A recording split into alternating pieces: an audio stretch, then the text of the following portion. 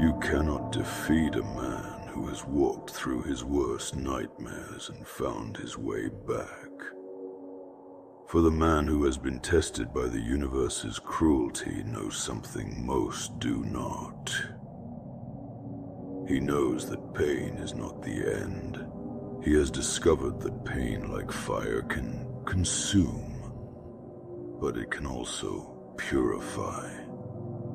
It strips away the unnecessary, burns away the fear, and leaves behind something far more resilient.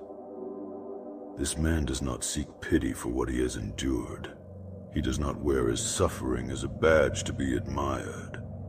He wears it quietly, like armor, invisible to the eye, but impenetrable to anything the world might throw at him next. His scars are his, and his alone. They are not for show, not for sympathy, but for survival. Each one tells a story not of what has been lost, but of what has been overcome. You see, there is a kind of alchemy in pain. When a man is pushed beyond the edges of what he thought he could endure, something extraordinary happens. In that breaking, in that shattering of everything he once held dear, he finds not weakness but strength.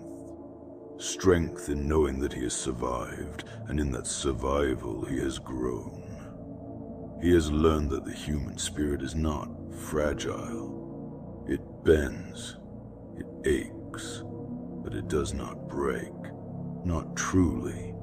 And so when you look at this man, you see someone who cannot be defeated, not because he is invulnerable, but because he knows that defeat is not in the falling, it is in the staying down.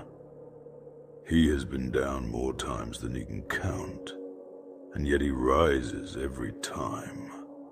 Not with the same body, perhaps, not with the same innocence, but with something more, with knowledge, with resilience, with an understanding that pain is not an end, but a beginning. You cannot defeat a man who has endured the worst, for he has learned that the worst cannot break him. It can shape him, mold him, change him, but it cannot destroy him. His strength is not in the absence of pain, but in his refusal to be defined by it. There is no glory in his endurance, no celebration of the pain he has known. But there is a quiet power in it, a strength that others may not see, but that he feels in his bones. He has been tested and found whole, not because he never faltered, but because every time he did, he learned how to stand again. He is unbreakable, not because he cannot be hurt, but because he knows that no matter how deep the wound, no matter how great the loss, he will rise again.